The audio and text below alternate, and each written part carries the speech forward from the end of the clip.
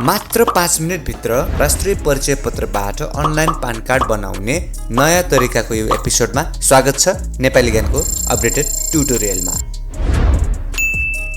सुरुमा भिजिट गर्नुपर्ने छ ird.gov.np मा। भिजिट गरिसके पछाडि यहाँनिर करदाता पोर्टल भन्ने छ अप्सन, यसमा क्लिक गर्नुपर्ने छ। करदाता पोर्टलमा क्लिक गरिसके पछाडि यता देब्रे साइडतिर हेर्न सक्नुहुन्छ रेजिस्ट्रेसन भन्ने अप्सन। त्यसभित्र एप्लिकेसन फर PPAN रेजिस्ट्रेसन भन्नेमा क्लिक गर्नुस्। त्यस पछाडि तपाईको मोबाइल नम्बर राख्नुपर्ने छ। यहाँनिर मोबाइल नम्बर कुन राख्नुपर्ने छ भनेपछि तपाईको राष्ट्रिय परिचय पत्र बनाउने बेला जुन राख्नु भएको छ त्यही नम्बर यहाँनिर राख्नुपर्ने छ। त्यस पछाडि त्यो नम्बर राखिसके पछाडि यहाँनिर क्याप्चा टाइप गरेर कन्टिन्यू बटन क्लिक गरिसके पछाडि तपाईले दिनुभएको मोबाइल नम्बरमा ओटिपी आउनेछ। त्यो ओटिपी चाहिँ यहाँनिर राखेर कन्टिन्यू गर्नुपर्ने छ। यति गरिसके पछाडि यहाँनिर चाहिँ अब तपाईले कुन आन्तरिक राजस्व कार्यालयमा दर्ता गर्नुहुने हो त्यो चाहिँ यहाँनिर सिलेक्ट गर्ने। त्यस पछाडि यहाँनिर राष्ट्रिय परिचय पत्र छ भन्ने अप्सनबाट यस गर्नुपर्ने छ। यदि तपाईको राष्ट्रिय परिचय पत्र छैन भने यहाँनिर नो गर्नु होला र बाँकी नेक्स्ट गर्दै कन्टिन्यू गर्दै तपाईले आफ्नो डिटेलहरु फिलअप गर्न सक्नुहुन्छ। तर यहाँनिर मैले राष्ट्रिय परिचय पत्रसँग इन्टिग्रेट गर्न लागेको हुनाले राष्ट्रिय परिचय पत्रबाट नै मैले त्यसको आधारमा नै मैले बनाउन लागेकोले यहाँनिर राष्ट्रिय परिचय पत्र नम्बर जुन छ NIN नम्बर त्यो यहाँनिर राखिसके पछाडि कन्टिन्यू बटन क्लिक गर्ने। त्यसपछि यहाँनिर यस गर्नुपर्ने छ। यस गरिसके पछाडि राष्ट्रिय परिचय पत्रबाट यहाँनिर डेटा सिङ्क हुन्छ। तपाईले आफ्नो राष्ट्रिय परिचय पत्र सही राख्नु भएको छ भने यहाँनिर तपाईको डिटेल सबै आउँछ। तपाईको विवरण आइसके पछाडि चाहिँ यहाँनिर तपाईले रुजु गर्नुपर्ने छ र रुजु गरिसके पछाडि यहाँनिर अब तपाईको जेन्डरहरु ठिक छ या छैन, तपाई नाबालिग हो कि हैन, जन्म मिति तपाईको राष्ट्रिय परिचय पत्रबाट नै सिङ्क हुने भएकोले त्यो के गर्नु पर्दैन। बासिन्दाको प्रकारमा तपाई अब नेपाली हो कि या गैर बासिन्दा हुनुहुन्छ त्यो यहाँनिर छान्नु पर्ने छ। सो यति गरिसके पछाडि नेक्स्ट बटन क्लिक गर्नुपर्ने छ। त्यस पछाडि ठेगानामा अब तपाईले यहाँनिर राष्ट्रिय परिचय पत्र बनाउने बेला जुन ठेगाना दिएको छ त्यो यहाँनिर हुन्छ। सो यहाँनिर स्थायी ठेगाना र अस्थायी ठेगाना सेम भएपछि तपाईले यहाँनिर टिक लगाउनु पर्ने छ। सिम्पली छैन भने तपाईले यो टिक हटाएर फेरि आफै भर्नु पर्ने छ। टिक लगाइसके पछाडि नेक्स्ट गर्ने। नेक्स्ट गरिसके पछाडि अब डकुमेन्टमा जानु पर्ने छ। डकुमेन्टमा चाहिँ अब तपाईको राष्ट्रिय परिचय पत्र बनाउने बेला हामीले जुन डकुमेन्टको विवरण दिएको हुन्छौँ त्यो यहाँनिर आउँछ। त्यस पछाडि यसमा के गर्नु पर्दैन, हामी नेक्स्ट गर्ने हो। यसमा तपाईले के गर्नै पर्दैन।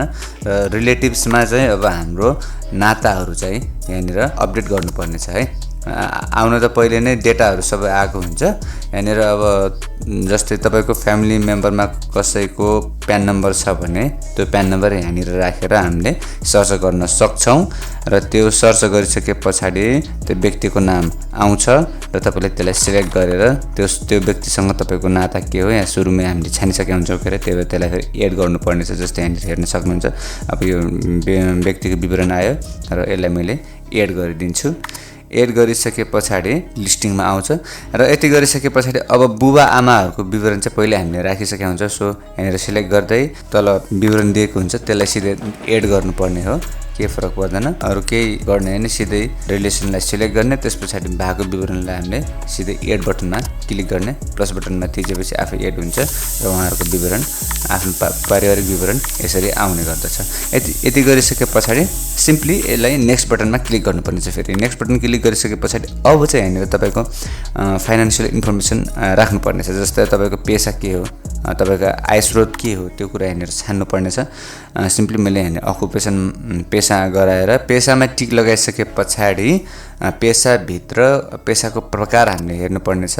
जस्तै के हो अब अकुपेसन पेसा नै छान्नु। पेसाभित्र चाहिँ के सेवा छ तपाईको यसमा छ भने छ, छैन भने अदर्समा क्लिक गरेर एड बटन क्लिक गर्ने। त्यस पछाडि तपाईको ब्याङ्किङ विवरण चाहिँ यहाँनिर राख्न सक्नुहुन्छ यदि तपाईले आवश्यक छ भने। अदरवाइज तपाईले नराख्दा पनि केही फरक पर्दैन, ब्याङ्किङलाई स्किप गर्न सक्नुहुन्छ। यहाँनिर मैले ब्याङ्कको विवरण राखिदिन्छु।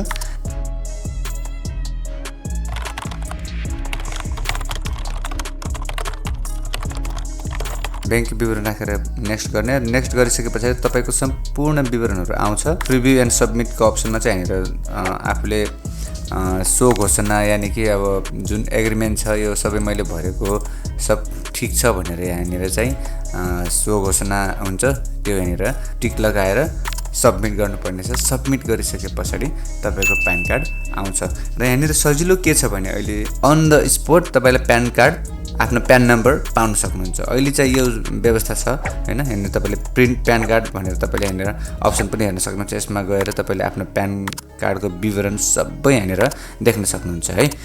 सो अब प्यान कार्ड अहिले चाहिँ अब डिजिटल्ली हामीले अन द स्पोट 5 मिनेटभित्र नै हामीले रेडी गराउन सक्छौँ। अहिले अब पहिला जस्तो आन्तरिक राजस्व कार्यालय जाने, लाइन लाग्ने, फर्म भर्ने त्यस्तो झन्झट चाहिँ गर्नु पर्दैन अहिले। सो आजको भिडियो तपाईँलाई कस्तो लाग्यो? राष्ट्रिय परिचय पत्र र ड्राइभिङ लाइसेन्सको अनलाइन फारम भर्न डिस्प्लेमा रहेको भिडियो हेर्न सक्नुहुनेछ। धन्यवाद। फेरि भेटौँला।